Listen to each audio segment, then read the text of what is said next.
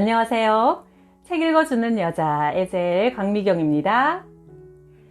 나를 이끄시는 주님의 흰 손을 만나보신 적 있으세요? 꿈에 본 비행기 추락 사고로 하나님을 만나신 최경진 집사님의 이야기 한번 들어보세요. 남편이 광주 비행장에서 대위로 근무하던 29살 때 우리는 결혼했다. 남편은 워낙 집념이 강하고 매사에 적극적이며 근무 성적이 우수해 우수 전투 조종사상, 우수 교관상을 받는 등 잘 나가는 군인이었다. 그러나 자기 신념이 강하고 합리적인 사람들이 그렇듯 남편 역시 기독교에는 호의적이지 않았다. 불교도 천주교도 다 같은 종교인데 기독교는 유독 하나님만 제일이라 한다며 싫어했다. 그 무렵 나는 대대장 부인의 전도로 교회에 다니기 시작했다. 그저 상관에게 찍히지 않으려고 별수 없이 따라다니며 교회에 갔지만 남편을 위해 기도했다. 1983년 10월 15일 밤이었다. 전투 비행복을 입은 남편이 닭똥 같은 눈물을 뚝뚝 흘리며 우는 모습이 꿈에 보였다. 꿈에서 깨니 너무나 생생한 꿈이라 정신이 멍멍할 정도였다. 새벽에 전투 비행복을 입고 출근하는 남편을 마중하고 돌아와 무릎을 꿇고 오늘도 무사고 비행을 하게 해달라고 간절히 기도했다. 그런데 아니나 다를까 조금 있으니 예천 비행장에서 사고가 났다며 수군대는 소리가 들렸다. 이날 남편은 원래 비상 대기조로 비행기 옆에서 대기 상태였다. 그런데 그날 교육생 훈련을 위해 전투기에 타기로 한 대대장 부인이 독실한 불교 신자로 불교 신우회 회장이라 부대 안에 있는 절에서 불상 점안식을 하는데 거기 참석해야 한다며 내 남편에게 비행 임무를 대신 맡겼다. 두 대의 비행기가 떠서 한 대는 모의 적기가 되고 한 대는 적기를 추적하며 미사일을 발사하여 격추하는 가상 훈련을 하는데 6단계로 미사일을 발사하는 흉내만 내는 훈련이었다. 그런데 교육을 받던 초급 장교가 긴장을 하여 자신도 모르게 실제로 미사일을 발사해버렸다. 순간 미사일에 격추된 비행기는 소백산맥 야산에 불붙은 상태로 추락했고 급하게 탈출한 조종사는 낙하산이 나무에 걸리면서 낙하산 줄이 목을 감아 목숨을 잃고 말았다. 남편은 예천 비행장으로 돌아오는 짧은 순간에 오 하나님 나는 어떻게 해야 합니까? 어떻게 이럴 수가 있습니까? 하며 울부짖었다고 한다.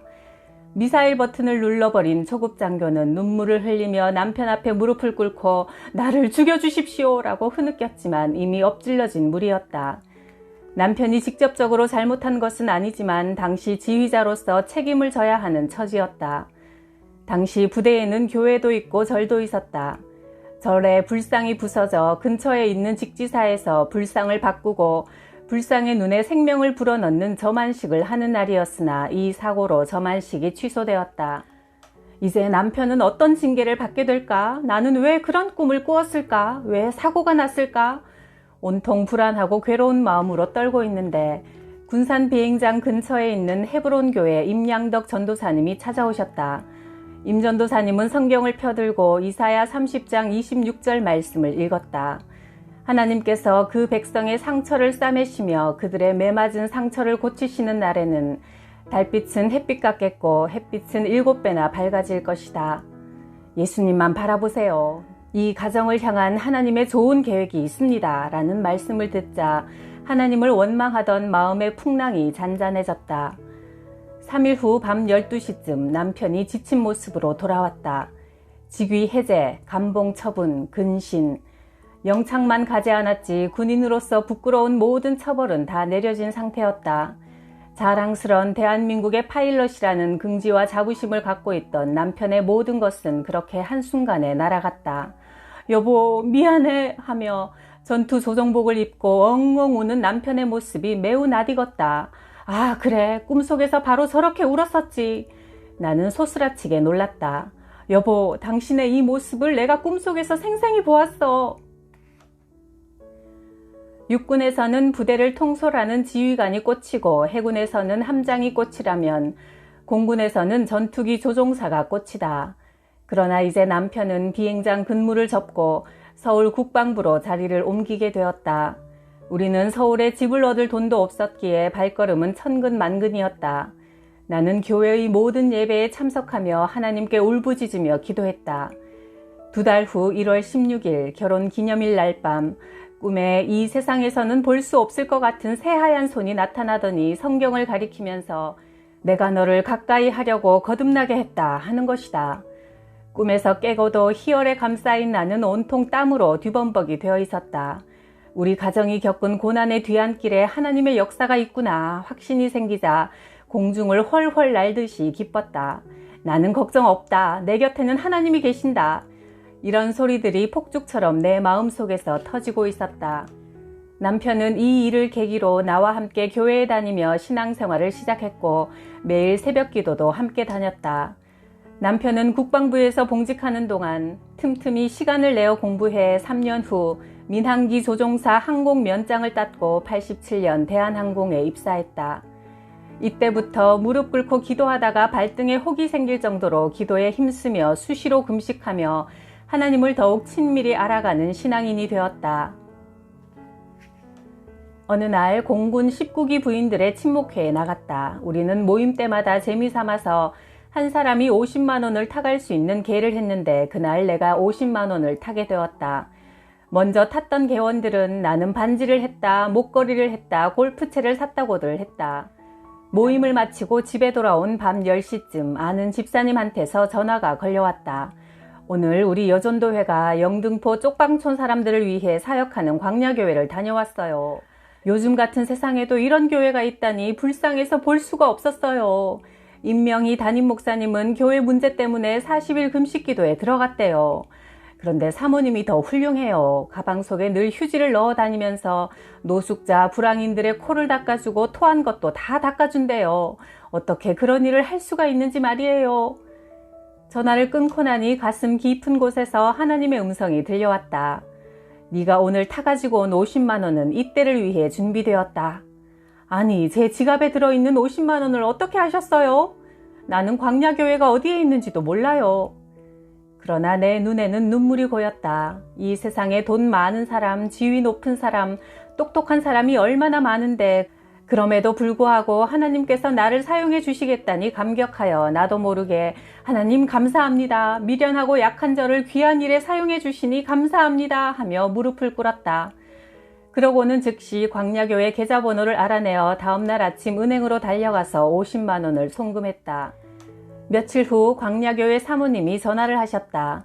최경진 집사님 감사합니다. 사실 우리 광야교회는 밑빠진 항아리에 물 붓기예요.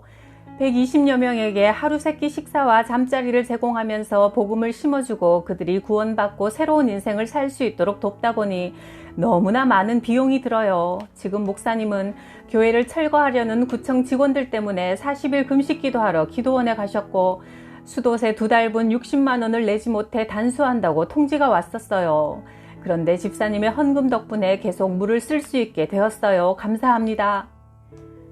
절망촌 희망교회 이야기라는 책으로 잘 알려진 광야교회는 이런 곳이다.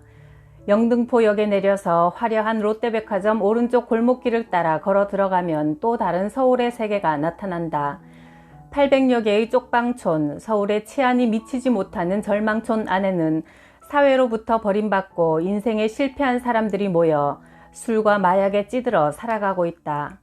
임명희 목사는 20년 전 신학생 시절에 영혼 구원의 열정을 안고 찾아와 이들의 사는 모습을 보고 기가 막혀서 땅바닥에 무릎 꿇고 서울 하늘 아래 이런 곳이 있다니 하며 눈물로 기도드린 후 이곳에 광야교회를 개척했다.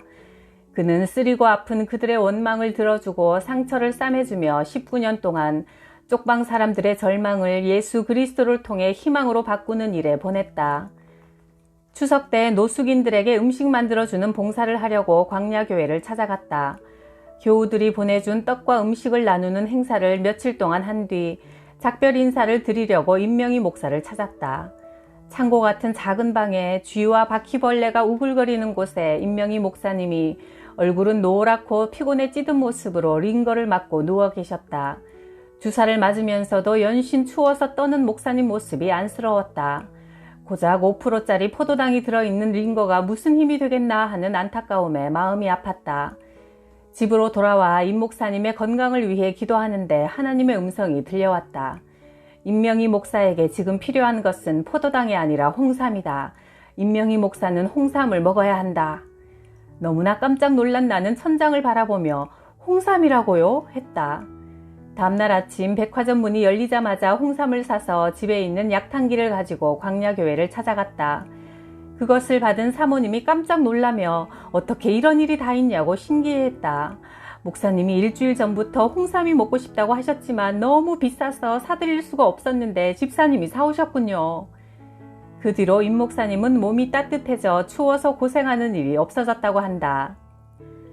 남편은 비행을 하지 않을 때는 건강을 위해 등산을 하고 배드민턴을 치는 등 건강에 신경을 많이 쓴다. 비행기를 운항하는 기장들은 수많은 승객들의 생명을 책임진 사람이므로 6개월마다 정밀 신체 검사를 받으며 건강을 점검해야 한다. 신체 검사를 받는 날 심장에서 이상한 잡음이 들린다며 정밀 검사를 받으라고 했다.